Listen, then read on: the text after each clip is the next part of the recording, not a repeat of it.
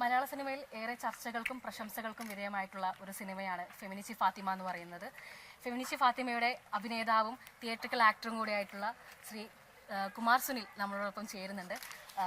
നമസ്കാരം സാർ. നമസ്കാരം. ഫെമിനിച്ചി ഫാത്തിമ എന്ന് പറയുമ്പോൾ തന്നെ നിരവധി അവാർഡുകളും അതുപോലെ തന്നെ ഇപ്പോൾ ലേറ്റസ്റ്റ് ആയിട്ട് പറയുകയാണെങ്കിൽ സംസ്ഥാന അവാർഡ്, അതുപോലെ IFFKയിലുള്ള പ്രശംസ നേടിയൊരു സിനിമ കൂടിയാണ്. അവിടെയും അവാർഡ് കരസ്ഥമാക്കിയിട്ടുണ്ട്. അപ്പം ഇത്തരത്തിൽ ഒരുപാട് സാമൂഹ്യ പ്രാധാന്യമുള്ള വിഷയമൊക്കെ ചർച്ച ചെയ്ത് ഈ സിനിമയിലേക്ക്, ഫെമിനിച്ചി ഫാത്തിമയിലേക്ക് എങ്ങനെയാണ് സാർ എത്തുന്നത്?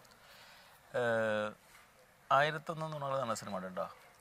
ഇല്ല, ഞാൻ പറയാൻ വെച്ചാൽ അതിൻ്റെ ഡയറക്ടർ ഉണ്ട്, താമറാണ് ഈ ഫാസിലിൻ്റെ അതിൻ്റെ ഡയറക്ടർക്ക് പറഞ്ഞു കൊടുത്തത് ഈ ക്യാരക്ടർ ആര് ചെയ്യണമെന്നുള്ളത്. പക്ഷേ ഫാസിൽ ഓൾറെഡി എൻ്റെ സിനിമ ശ്രീധന്യ കാറ്ററിംഗ് സർവീസ് എന്നുള്ള GAVയുടെ സിനിമ കണ്ടിട്ടുണ്ട്. അപ്പോൾ അവർ രണ്ടുപേരും കണ്ടത് ഒരാളെ തന്നെയായിരിക്കും. അങ്ങനെയാണ് താമർ എന്നോട് ഇതിൽ വന്നു, മെസ്സഞ്ചറിൽ വന്നിട്ട് എൻ്റെ നമ്പർ ചോദിച്ചു, നമ്പർ കൊടുത്തു. പിന്നെ ഫാസിൽ ഡയറക്ടർ വിളിച്ചു, എന്നോട് കഥ പറഞ്ഞു. കഥ പറയില്ല, കഥ അയച്ചു തന്നു. അയച്ചു തന്ന് ഞാൻ മുഴുവൻ വായിച്ചപ്പോൾ തന്നെ എനിക്ക് ഭയങ്കര ഇഷ്ടമായി. അപ്പം തന്നെ അവർ 2 ദിവസത്തിനുള്ളിൽ തന്നെ വീട്ടിലേക്ക് വന്ന് സ്റ്റോറി ഒന്നും കൂടെ ഞങ്ങൾ രണ്ടും ഡിസ്കസ് ചെയ്ത് ഇഷ്ടമായി. അങ്ങനെയാണ് അതിലേക്ക് വന്നത്. ഈ നമ്മൾ ആദ്യ സിനിമ എന്ന് പറയുന്നത് ഫ്രീഡം ഫൈറ്റർ, ശ്രദ്ധിക്കപ്പെടുന്ന സിനിമ. അപ്പോൾ ഈ ഫ്രീഡം ഫൈറ്ററും അതുപോലെ തന്നെ മെഡിക്കൽ റെപ്പ് എന്ന് പറയുന്ന ഒരു ജോലിയും എല്ലാം കഴിഞ്ഞ് എങ്ങനെയാണ് ഈ അഭിനയ ജീവിതത്തിലേക്ക് കടക്കുന്നത്? അതെ, നമ്മുടെ ഉള്ളിനുള്ളിൽ നമ്മൾ അടക്കി വെക്കാൻ പറ്റാത്തൊരു വികാരം തന്നെയാണ് ഈ നാടകം, അഭിനയം എന്നുള്ളത്. അത് നമ്മൾ എന്ത് ജോലി ചെയ്യേണ്ട വെച്ചാലും ആ ജോലി അങ്ങനെ നടന്നു പോവുക. പക്ഷെ നാടകം വളരെ കറക്റ്റായിട്ട് കൃത്യമായിട്ട് എല്ലാ ദിവസങ്ങളിലും ഞാൻ കൂടുതൽ മാഷെടുത്ത് പോവുകയും ചെയ്യും. അവിടുന്ന് അമേച്ചർ നാടക മത്സരങ്ങൾ പങ്കെടുക്കും, അമേച്ചർ നാടകങ്ങൾ കളിക്കാൻ പോവും. അതുപോലെ തന്നെ ഒറ്റയ്ക്കുള്ള നാടകങ്ങളൊക്കെ അതിങ്ങനെ നടന്നുകൊണ്ടേയിരിക്കും. പക്ഷേ നാടകം തന്നെയാണ് എൻ്റെ വിധി എന്നുള്ളത് കൊണ്ട് തന്നെ ആ മറ്റേ ബിസിനസ്സൊക്കെ പൊളിഞ്ഞു പോയി. ഈ നാടക ജീവിതത്തെ കുറിച്ച് ഒന്ന് പറയുകയാണെങ്കിൽ എങ്ങനെയാണ് ആദ്യമായി നാടകത്തിലേക്ക് കൈപിടിച്ച് കയറ്റുന്നത് സാറിനെ, അഭിനയത്തിലേക്ക്? അഭിനയത്തിൽ തന്നെ ഞാൻ നേരത്തെ പറഞ്ഞ പോലെ തന്നെ 5ാം ക്ലാസ് മുതലേ നാടകാഭിനയത്തിനുള്ള മോഹമുണ്ട്. പക്ഷേ 10ാം ക്ലാസ് ആയപ്പോഴാണ് എനിക്ക് സ്റ്റേജിൽ കയറിയ സ്കൂളിൽ നാടകം അഭിനയിക്കാൻ പറ്റിയത്. പിന്നെ ഡിഗ്രിയൊക്കെ പഠിക്കുമ്പോഴേക്ക് മത്സരങ്ങളൊക്കെ പങ്കെടുത്ത് ബെസ്റ്റ് ആക്ടർ കാര്യങ്ങളൊക്കെ ആയി കഴിഞ്ഞ സമയത്ത് പിന്നെയും ഈ അമേച്ചർ നാടക മത്സരങ്ങൾ കളിച്ച് നടക്കുക എന്നല്ലാണ്ട് ഒരു തിയേറ്ററിനെ കുറിച്ച് ഞാൻ പഠിച്ചിട്ടില്ലായിരുന്നു. എന്താണ് തിയേറ്റർ എന്നുള്ള സാധനത്തിന് വളരെ ഗൗരവമായിട്ട് പഠിക്കാൻ വേണ്ടിയിട്ടാണ് കുളൂർ മാഷായിട്ട് ബന്ധപ്പെടുന്നതും. മാഷ ഒരു ശിക്ഷണത്തിൽ ഒരുപാട് വർഷത്തോളം മാഷ കൂടെ നടന്നും ക്യാമ്പുകളിൽ പങ്കെടുത്തിട്ടും മാഷ വീട്ടിൽ താമസിച്ചിട്ടും ഒക്കെ പഠിച്ചിട്ട് പിന്നെ സ്വന്തമായിട്ടൊരു നാടകം പഠിച്ച് എൻ്റെ ജീവിതാനുഭവം, എൻ്റെ അച്ഛൻ്റെ ജീവിതാനുഭവം സാറായിട്ട് സംസാരിച്ച് അതെന്നെ ഒരു നാടകമാക്കി. അതാണ് വെളിച്ചെണ്ണ. അത് പല വീടുകളിലും കളിച്ചു തുടങ്ങി, വേദികളിലും കളിച്ചു തുടങ്ങി. പിന്നെ കേരളത്തിനകത്തും പുറത്തും മറ്റുള്ള സംസ്ഥാനത്തൊക്കെ പോയി കളിച്ചു കഴിഞ്ഞ് അങ്ങനെ നിൽക്കുന്ന സമയത്താണ് സിനിമയിലേക്കൊക്കെ സാർ, ഈ ഉസ്താദിനെ കുറിച്ച്, ആ സിനിമയുടെ മുഴുനീള ആ ഒരു മീനിങ് കൊണ്ടുപോകുന്നത് തന്നെ ഉസ്താദ് എന്ന ക്യാരക്ടറാണ്. ഉസ്താദിനെ കുറിച്ച് പറയുമ്പോൾ എങ്ങനെയാണ് ആ ഒരു ക്യാരക്ടർ ബിൽഡിങ് അവിടെ ഉണ്ടാകുന്നത്? എങ്ങനെയാണ് സാർ, എന്തൊക്കെ ബാക്ക്ഗ്രൗണ്ട് വർക്കുകളാണ് ആ ഒരു ക്യാരക്ടറിനെ ബിൽഡ് ചെയ്യാൻ വേണ്ടി ചെയ്തിട്ടുള്ളത്? എല്ലാവരും, ഒരുവിധ ആളുകൾ ഈ സിനിമ ചെയ്തതിന് ശേഷം ഇതിന്റെ കാസ്റ്റിംഗ് കാണിക്കുമല്ലോ, അപ്പൊ അതിങ്ങനെ കാണിക്കുന്ന സമയത്ത് ഉസ്താദ് കുമാർ സുനിൽ, അവിടെയാണ് അധികം ആളുകളും അത് ഞാനാണ് ചെയ്തത് എന്നുള്ളതൊക്കെ മനസ്സിലാകുന്നത്. മറ്റേ അതങ്ങനെ ചെയ്യുന്ന സമയത്ത് ഒരുപാട് അറിയാം, കാണുന്ന സമയത്ത് ഒന്ന് അങ്ങോട്ടോ പപ്പുറടി പോയി കഴിഞ്ഞത് കയ്യിൽ നിന്ന് പോകുന്നു ഞങ്ങൾക്ക് അറിയാം. അപ്പോൾ അത് ഓരോ സീൻ ഷൂട്ട് ചെയ്യുന്ന സമയത്ത് ഞാനും ഫാസിലും ഇരുന്ന് സംസാരിക്കും എങ്ങനെ പിടിക്കണം എന്നുള്ളത്. ചില സമയങ്ങളിൽ ഇത്തിരി കൂടി കഴിഞ്ഞാൽ കംപ്ലീറ്റ് പോകും. അപ്പം ഈ ക്യാരക്ടർ ഞാൻ വായിച്ച് കഴിയുന്ന സമയത്ത്, ഞാൻ നാട്ടുമ്പുറത്ത് മലപ്പുറത്ത് ജനിച്ച് വളർന്നുകൊണ്ട് ഞാൻ ഇവരെ കണ്ടിട്ടുള്ളൂ എന്നല്ലാതെ എനിക്ക് അവരെ കുറിച്ച് നല്ല അഭിപ്രായമാണ്.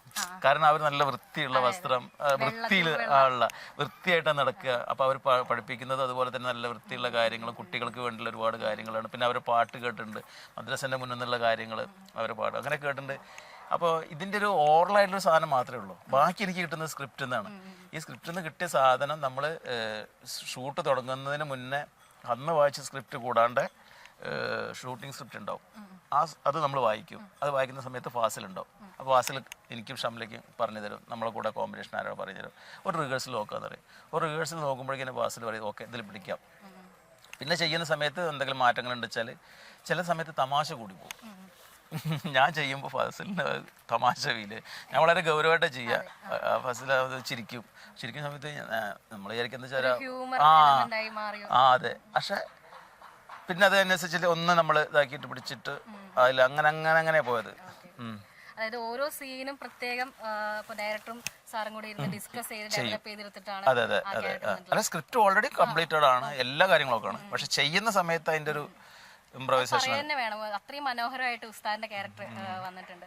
ഞാനും ഇതേപോലെ കാസ്റ്റ് നോക്കിയപ്പോൾ കുമാർ സുനിൽ എന്നുള്ള പേര് കണ്ടപ്പോൾ ഒരു നിമിഷം ഒന്ന് ഞെട്ടിപ്പോയി. ഇത്ര മനോഹരമായിട്ട് ചെയ്തിട്ടുണ്ടല്ലോ ഉസ്താദിന്റെ റോള്. സിനിമയിലുള്ള ഒരു ചോദ്യമാണ് ഈ എന്താ ഫെമിനിച്ചിയ എന്നുള്ളൊരു ചോദ്യം. ആ ചോദ്യം തന്നെ എന്താ പറയാ ആ സിനിമയുടെ മൊത്തത്തിലുള്ള ഒരു ലാംഗ്വേജിനെ കൊണ്ടുപോകുന്നുണ്ട്. ആ ഒരു സിനിമയുടെ മീനിങ്ങിനെ പോർട്രേ ചെയ്തെടുക്കുന്നുണ്ട് ഒറ്റ ചോദ്യത്തിനകത്ത് തന്നെ.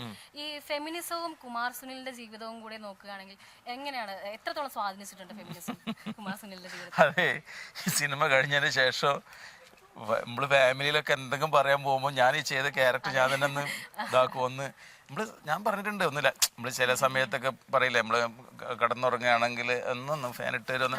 അവിടെ നമ്മൾ ആ ഒരു രീതിയിലല്ലോ അവരതിൽ അങ്ങനെ ചോദിക്കുന്നുണ്ടെന്ന് അവരെ കണ്ടിട്ടുമില്ല. പക്ഷെ സിനിമ ചെയ്തതിന് ശേഷം അങ്ങനെ പറയുന്ന സമയത്തൊരു മടിയുണ്ട്. അതുപോലെ തന്നെ എൻ്റെ വീട്ടിൽ എങ്ങനെയാ വെച്ചാൽ ഞങ്ങൾ തിയേറ്ററൊക്കെ പഠിച്ചതായതുകൊണ്ട്, നാടകം പഠിച്ചതായതുകൊണ്ട് ക്യാമ്പിന് ചില ചിട്ടകളൊക്കെ ഉണ്ട്. അതായത് ഭക്ഷണം കഴിക്കുമ്പോൾ നമ്മൾ എല്ലാവരും കൂടെ ഒന്നിച്ച് പാചകം ചെയ്യണം. പിന്നെ ഭക്ഷണം കഴിച്ച് കഴിഞ്ഞാൽ അവനവൻ്റെ പ്ലേറ്റ് അവനവനെ കഴിക്കണം. ഇതൊക്കെ വീട്ടിൽ ഞാൻ തന്നെ ചെയ്യണമാണ്.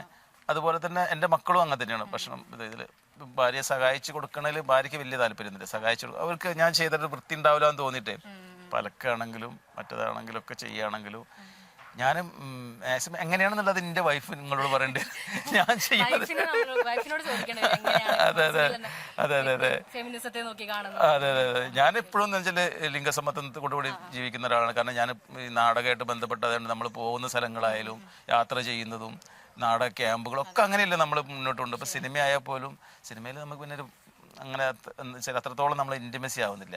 നാടകം എന്ന് പറഞ്ഞാൽ 10-15 ദിവസത്തെ ക്യാമ്പ് ആവുമ്പോഴേക്കും അവരെന്താണ് നമ്മളെന്താണെന്ന് പരസ്പരം അറിഞ്ഞ് നമ്മൾ ഒന്നിച്ച് ഭക്ഷണം കഴിച്ച് നമ്മൾ റിഹേഴ്സൽ സ്റ്റാർട്ട് ചെയ്ത് അന്ന് താമസിച്ച് ചിലപ്പോൾ 10-15 ദിവസമൊക്കെ ഒരു ക്യാമ്പുകൾ ഉണ്ടാകുക. അപ്പം അത് നാടക ക്യാമ്പ് വല്ലാത്തൊരു അനുഭവങ്ങളല്ല ജീവിതത്തിൽ കൊണ്ടുവന്ന മാറ്റങ്ങളൊക്കെ. നാടക ക്യാമ്പ് ഒരുപാട് സ്വാധീനിച്ചിട്ടുണ്ട്. തീർച്ചയായിട്ടും. ചോദ്യം എന്ന് പറയുന്നത്, ഈ സിനിമ കണ്ടിറങ്ങുന്ന വരുന്ന പ്രേക്ഷകരുടെ മനസ്സിലേക്ക് പെട്ടെന്ന് കടന്നു വരുന്ന ഒന്നാണ് ഈ ദ ഗ്രേറ്റ് ഇന്ത്യൻ കിച്ചണും അതേപോലെ ഈ ഒരു സിനിമയും തമ്മിലുള്ള ഒരു സിമിലാരിറ്റീസ്. അതായത് എവിടെയോ ഇത് ഒരു മലബാർ മേഖലയിലെ ഗ്രേറ്റ് ഇന്ത്യൻ കിച്ചൺ ആണോ എന്നുള്ളൊരു തോട്ട് എല്ലാവരുടെ മനസ്സിലേക്ക് കയറി വരുന്ന ഒന്നാണ്. ഈ ഒതുക്കപ്പെടുന്ന ആളുകളുടെ ജീവിതം കാണിക്കുന്ന, അല്ലെങ്കിൽ അടുക്കളയിലേക്ക് വീട്ടിലേക്ക് ഒതുക്കുന്ന ആളുകളുടെ ജീവിതം കാണിച്ചതുകൊണ്ടാണോ, അതോ ഇനി എല്ലാവരിലേക്കും എന്താ പറയാ പെട്ടെന്ന് മനസ്സിലാക്കാൻ കഴിയുന്ന ഒരു ജീവിതം കാണിച്ചുകൊണ്ടാണ് ഈ ഒരു സിമിലാരിറ്റീസ് നമുക്ക് പെട്ടെന്ന് ഉണ്ടാകുന്നത്? അതല്ല, ഇത് നാടകം ഇത് കണ്ടു മുതലേ വീട്ടിൽ തട്ടപ്പെട്ടതിൽ പണ്ട് അടുക്കളയിൽ നിന്ന് രംഗത്തേക്ക് എന്നുള്ള സാധനം മുതലേ നമ്മൾ കാണുന്ന നാടകം അന്ന് ഇന്നൊക്കെ അങ്ങനത്തെ ഒരുപാട് സാധനങ്ങളുണ്ട്. ഇനി കുറച്ച് കഴിഞ്ഞാൽ വേറൊരു വേർഷനിൽ വേറെ സിനിമ അല്ലെങ്കിൽ ട്രീറ്റ്മെന്റിൽ അല്ലെങ്കിൽ മേക്കിങ്ങിൽ ഒക്കെ അങ്ങനത്തെ സാധനങ്ങൾ വന്നുകൊണ്ടിരിക്കും. അത് കാലാതീതമായിട്ടുള്ളൊരു ചർച്ചയാണ്. ഇപ്പം KT മുഹമ്മദിന്റെ ഇത് ഭൂമിയാണെന്നുള്ള നാടകം കണ്ടിട്ടുണ്ടോ? അത് എന്നും അന്നും ഇന്നൊക്കെ ഒരേ ഒരു കാലാതീതമായിട്ടുള്ള നാടകങ്ങൾ അദ്ദേഹത്തിൻ്റെത്. നാടകങ്ങളും സിനിമയൊക്കെ അങ്ങനെ തന്നെയാണെന്ന് തന്നെ ഞാൻ വിശ്വസിക്കുന്നത്. വരാനിരിക്കുന്ന പുതിയ പ്രൊജക്ടുകളും പ്രേക്ഷകർ ഇപ്പൊ പ്രൊജക്ട് നിവിൻ പോളിയുടെ ഒരു പടം കഴിഞ്ഞു വന്നു. ഇനി ഞാൻ ഡബ് കഴിഞ്ഞു, ഷൂട്ട് കഴിഞ്ഞു. ചെറിയ വേഷമാണ്. പിന്നെ ഒരു MA നിഷാദിന്റെ ഒരു ലർക്ക് എന്ന് പറയുന്നൊരു സിനിമ. പിന്നെ ഇപ്പം ഒരു സിനിമയുടെ ചർച്ച കഴിഞ്ഞുകൊണ്ടിരിക്കുന്നുണ്ട്. മാർച്ചിൽ വേറൊരു സിനിമയുടെ ഷൂട്ടിംഗ് ഉണ്ട്.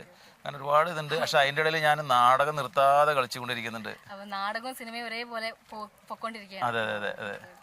അപ്പം ഒരുപാട് സിനിമകളും അവസരങ്ങളും ലഭിക്കട്ടെ. മലയാള സിനിമയുടെ ഒരു മുതൽക്കൂട്ടായി മാറട്ടെ കുമാർ സുനിൽ എന്ന വ്യക്തി എന്ന് പറഞ്ഞുകൊണ്ട് ഇന്റർവ്യൂടെ പൂർണ്ണമാകുന്നു. ഒരുപാട് നന്ദിയുണ്ട് ഞങ്ങളോട് സഹകരിച്ച്. ഒരുപാട് സന്തോഷം.